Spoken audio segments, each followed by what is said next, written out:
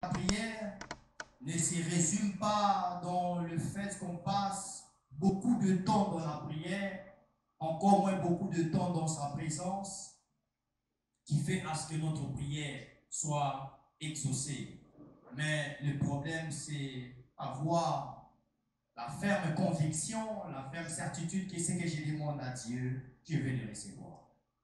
Alors si déjà on a ces genres de paramètres, on peut se situer si facilement dans la prière et nous aurons l'exaucement facilement. Et j'ai dit hier que nous devons commencer GAP 21 sur de très bonnes bases, entre autres la sanctification, le pardon, la réconciliation avec Dieu, parce que le problème, ça ne se résume pas chez Dieu, mais chez l'homme. L'homme, il demande vite, l'homme, il se plaint beaucoup, mais son attitude, son comportement face à ce grand Dieu riche en bonté, lent en colère, c'est Dieu qui est le correcteur de nos inégalités, ne lui permet pas qu'il soit exaucé. Je crois en Ésaïe 59. Si j'ai une très bonne mémoire, le premier verset, la Bible dit: la main de l'Éternel n'est pas courte pour sauver, encore moins son oreille trop dure pour entendre, mais ce sont les crimes, ce sont nos péchés, ce sont nos transgressions, ce sont nos offenses qui l'empêchent à nous faire beaucoup de bien. Et hier, nous avons pris le soin avec les enfants de CAP, avec ceux qui étaient là présents, pour demander pardon, confesser nos péchés, selon 1 Jean, chapitre 1, verset 9, où la Bible dit: si vous confessez vos péchés, il est juste et fidèle pour vous pardonner et pour vous purifier de toutes vos iniquités. C'était tellement parfait. Et j'ai vu le ciel ouvert, et je compris que non, par là, Dieu pourra nous exaucer facilement. Alors, si tu es content de ton exaucement, si tu es content que Dieu t'ait pardonné, Dieu t'ait sanctifié, Dieu t'ait purifié, enfin, très bien pour le Seigneur. Alors, aujourd'hui, je continue toujours dans l'aspect introductif, et j'aimerais quand même toucher à un tout petit peu à la prière, parce que j'ai beaucoup de temps. On aura beaucoup de temps, on va prier, on va partager, et le Seigneur nous fera beaucoup de bien. Je n'ai pas tendance à tout dire, à tout finir aujourd'hui. 21 jours, c'est beaucoup. Que Dieu nous bénisse. Amen. Alors, pour cet après-midi, je viens de lire un texte, mais je n'ai pas lu le verset de base, hein? Philippiens 4 ou 6. Philippiens 4 ou 6, hein? La dit: ne vous inquiétez de rien, mais en toute chose, faites connaître vos besoins à Dieu par des prières et des supplications avec action de grâce. C'est bon? Ok. Alors, nous sommes dans notre grand thème: faites connaître vos besoins à Dieu. Alléluia. Amen. Et on s'est dit dans notre thématique: faites connaître nos besoins à Christ. Parce qu'avant d'arriver à Dieu, il faut passer par Christ.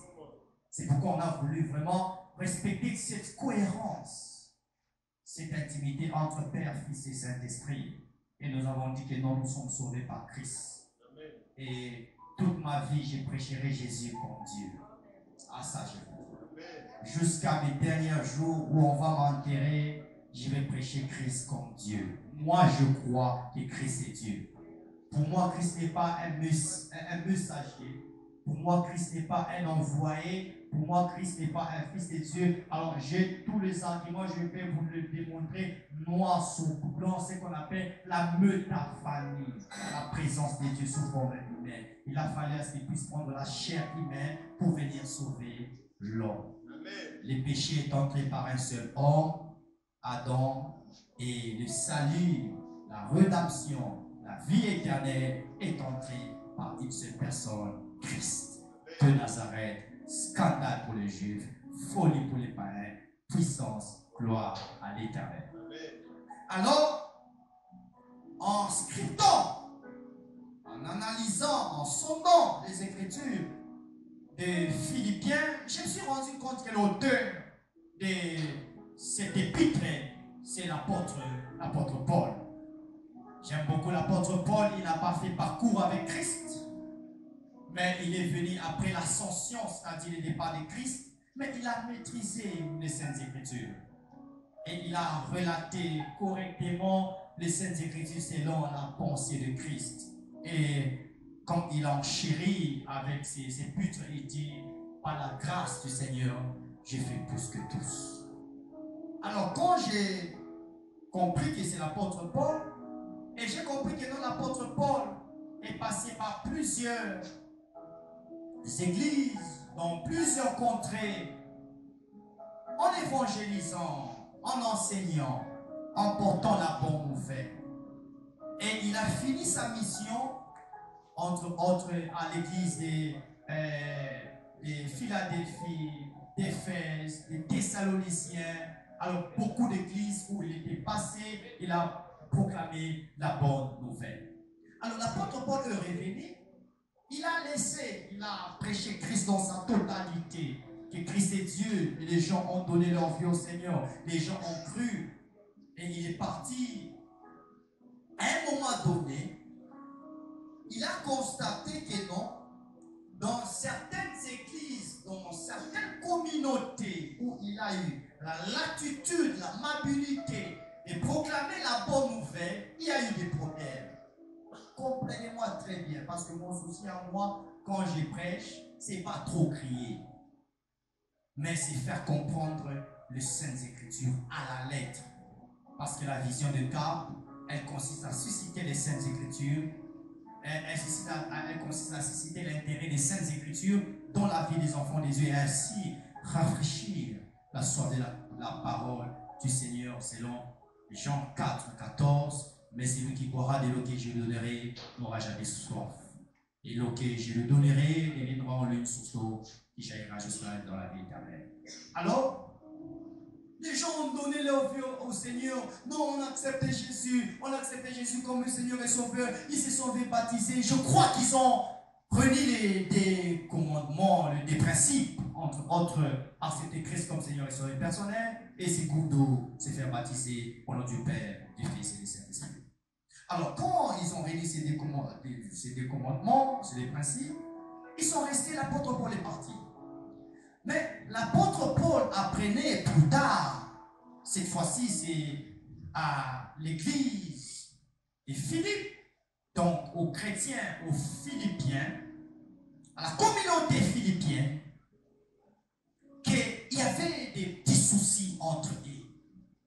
Donc, ils ont cru que peut-être c'est le fait de donner la vie au Seigneur que tout doit marcher dans l'aisance, dans la facilité. Mais quand ils ont compris que non, à un moment donné de leur parcours, il y a des blocages, il y a des cales, il y a des choses qui n'avancent pas, certaines personnes ont commencé à se plaindre. Certaines personnes ont commencé à se lamenter. Certaines personnes avaient tendance à renier leur foi. C'est par là que je vais décoller. Écoutez-moi très bien.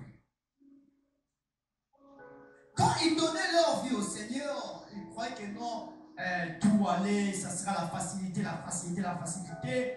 Et l'apôtre Paul est parti, ils ont commencé à vivre un peu de secousses, tout ça. Alors il y a eu des problèmes dans la communauté chrétienne ou dans cette communauté philippienne. Alors, quand l'apôtre Paul apprend ça, il n'avait pas le moyen de revenir dans cette communauté, voir les chrétiens des Philippes. Mais il les a écrits, il a écrit une lettre, il a adressé une lettre à cette communauté. Et dans cette lettre qu'il a rédigée, c'est là qu'il se trouve même le verset de base qui constitue notre thème, notre grand thème. Faites connaître vos besoins à Dieu. Parce qu'il y avait déjà des inquiétudes, il y avait déjà des problèmes. Et elle avait des problèmes, mais il ne savait pas par quel moyen sortir ou par quel moyen il pouvait s'en sortir, comme je parlais à plus d'une personne ce soir. Bien aimés frères et sœurs, ce n'est pas le fait que tu as déjà donné ta vie au Seigneur que tu n'auras pas de combat. Ce n'est pas le fait que tu crois en Jésus-Christ comme Seigneur et Sauveur, que tu es exempté de tout combat dans la vie. Il peut arriver à ce que tu as déjà donné ta vie au Seigneur, mais tu vis les secousses. Il peut arriver à ce que tu as cru en Jésus-Christ comme Seigneur et Sauveur, mais quelque part, ça ne marche pas. Vous savez, quand j'ai donné ma vie au Seigneur, alors on s'attendait à beaucoup de facilité, que non, je paie des véhicules facilement, je vais construire l'église facilement, je vais faire des conjoints facilement. Mais depuis que j'ai donné ma vie au Seigneur, je me suis rendu compte que rien.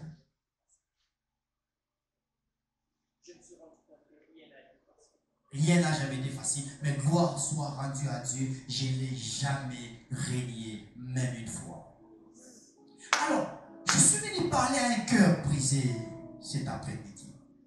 Non, moi j'ai fait ça. Moi j'ai donné à Dieu ça. Jusqu'à quand ça tarde? Jusqu'à quand ça bloque? Jusqu'à quand ça bloque? Jusqu'à quand? Pourquoi ma vie est comme ça? Pourquoi jusqu'à présent j'ai pas le vécu, j'ai fait les pieds? Pourquoi jusqu'à présent j'ai pas une maison? Pourquoi jusqu'à présent je suis célibataire? Pourquoi jusqu'à présent j'ai pas des enfants? Pourquoi jusqu'à présent j'ai pas la paix? Pourquoi jusqu'à présent je ne vis pas la prospérité? Pourquoi jusqu'à présent les promesses qui sont dans la Bible ne se réalisent pas dans ma vie? Pourquoi jusqu'à présent je ne suis pas marié? Pourquoi jusqu'à présent? Pourquoi jusqu'à présent?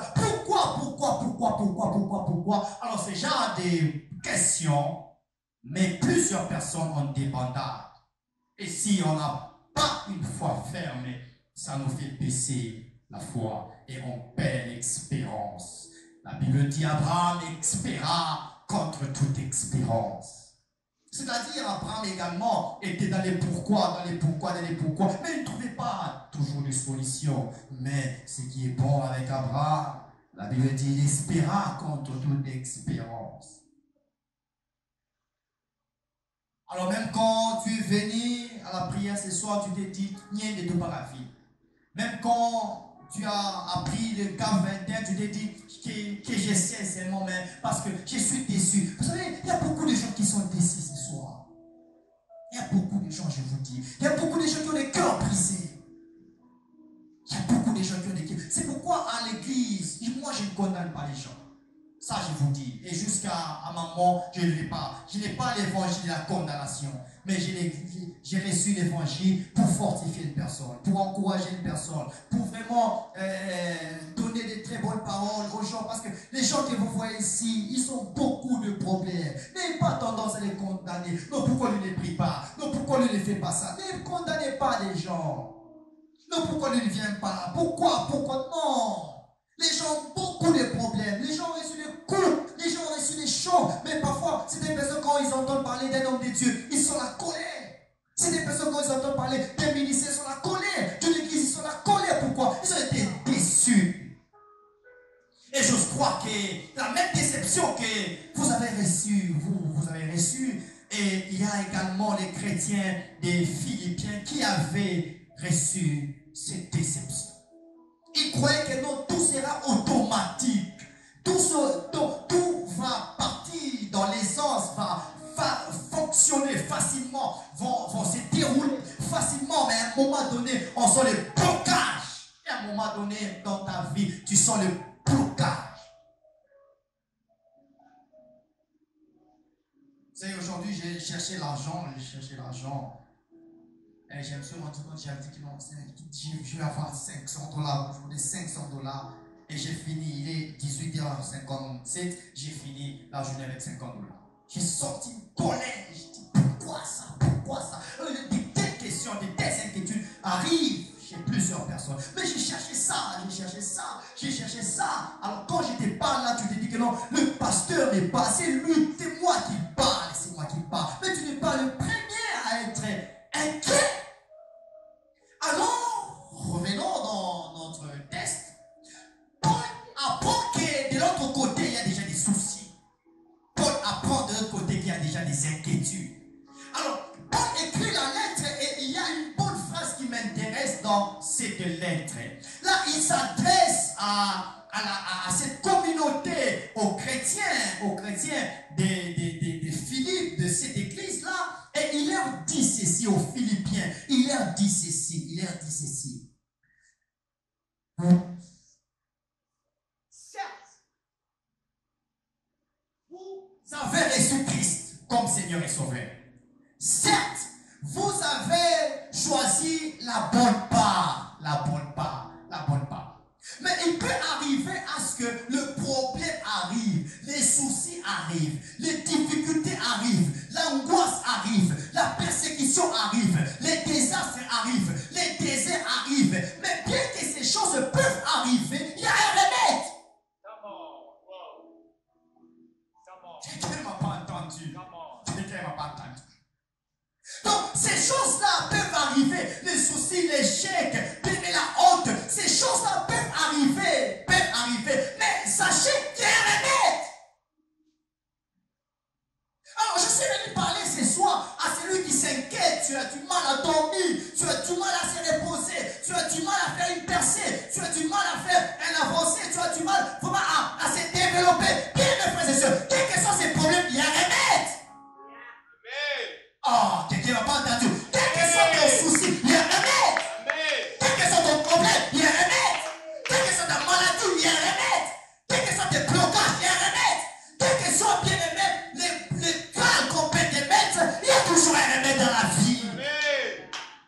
Alors, ces gens-là se sont limités à se plaindre. Ces gens ici se sont limités à s'inquiéter, à se lamenter. On a donné notre vie au Seigneur. On a cru au Seigneur Jésus-Christ comme Seigneur et Sauveur personnel. Mais il y a des choses qui ne marchent pas. Il y a des choses qui n'avancent pas. Jusqu'à présent, ça fait 15 ans, ça fait 5 ans, ça fait 10 ans, ça fait 6 mois. Les choses ne marchent pas. Bien-aimés frères et sœurs, à côté de ton problème, il y a une solution. Oh, ça je te dis, ça je te dis. À côté de ceux qui secouent ta tête, il y a une solution. À côté de ceux qui apportent la honte dans ta vie, il y a une solution. À côté de ta maladie, il y a une solution. À côté de ton chômage, il y a une solution. À côté de ton célibat, il y a une solution. À côté de stress que tu vis, il y a une solution. Écoutez, si on ne parle pas de la solution, on ne parlera pas du problème. Alors si le problème arrive, cela veut démontrer que là, à côté de toi, il y a la solution.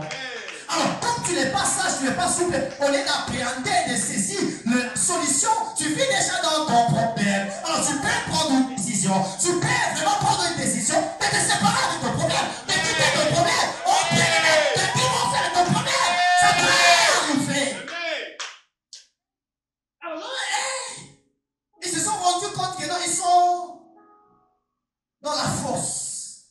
Et Banekana Munji Masaka non, Joma Isha Bukrisui, Joma Isha Bukrisui, Yakuya Shikote, Yakuya Shikote, Yakuya Shikote. Mais Paul les a dit que non. Bien aimé, je ne vous ai pas appris la totalité. Parce que moi, on dit, on ne m'a pas appris la totalité. Et pourquoi on ne nous a pas appris la totalité? Dieu lui-même, dans sa souveraineté, dans sa splendeur, il a laissé le roi du Saint-Esprit en disant ceci, il vous rappellera tout ce que je vous ai enseigné. C'est-à-dire, dans vos problèmes, dans vos difficultés, le Saint-Esprit viendra pour vous annoncer le remède. Voici maintenant le remède dans le récit de l'apôtre Paul. Et le remède, il dit ceci, il attaque déjà les cibles, les problèmes. Et il dit ceci, ne vous inquiétez de rien. Ça, je crois. Je n'ai pas fait des bonnes études, c'est l'impératif. Hein? Il n'y a pas de négociation là. Hein? Ne vous inquiétez de rien. Il y a un accent impératif. C'est-à-dire, il y a un accent obligatoire. Donc, il y a un accent de la confirmation en disant ceci. Bien aimé, donc il n'y a pas de négociation sur le point de s'inquiéter. Il n'y a pas de négociation sur le point de se lamenter. Il n'y a pas de négociation sur le point de pleurer. Ne vous inquiétez de rien. Je peux m'arrêter par là.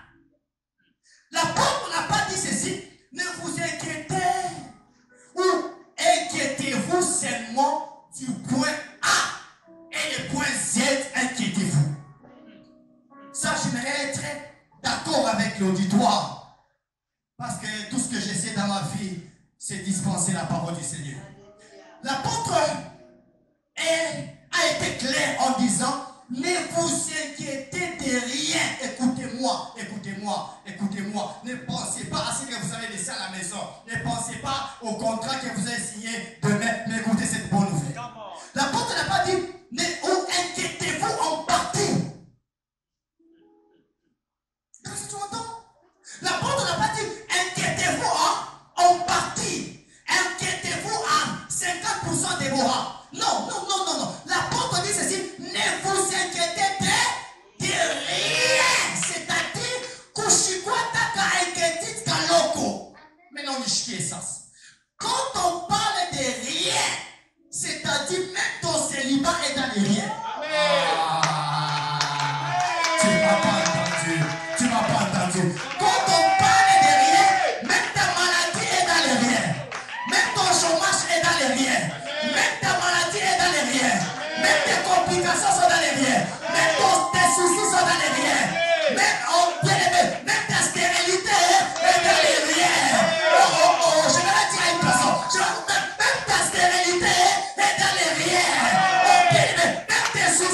sont dans les rières. Même ton échec est dans les rières. Ah, quelqu'un n'a pas entendu.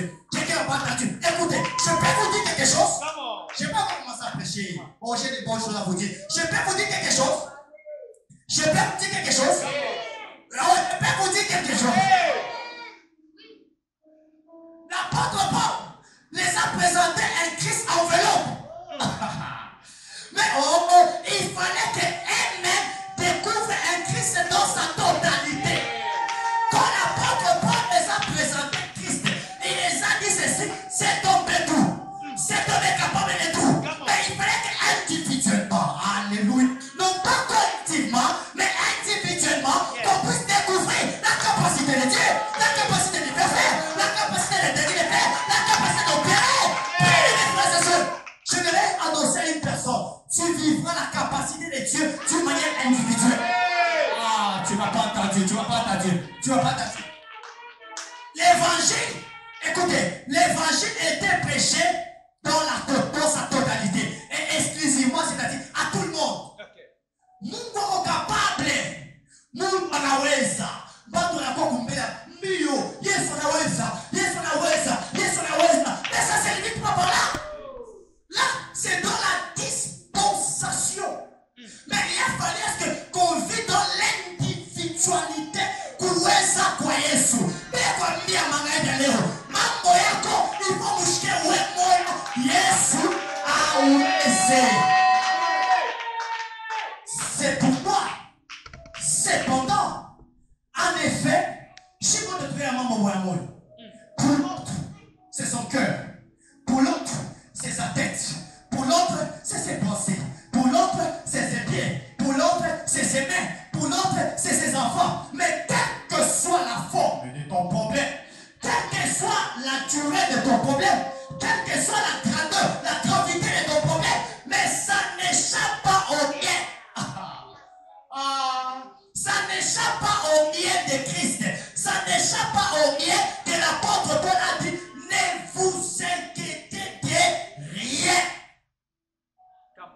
Alors, voici la question avant de faire la transition. Où se situe ton problème? Où ça bloque? Parce que vous allez apprendre certaines personnes. J'ai parlé avec une soeur là. Elle me dit, mais Mimangwa, ça pourra dire. Moi, je vais assez mal. Mimangwa, ça pourra dire. Alors pour une autre personne dit, ah mais bon, vous m'aidez ça, alors on finit de parler, je dis que non, je reçois l'appel, je dis,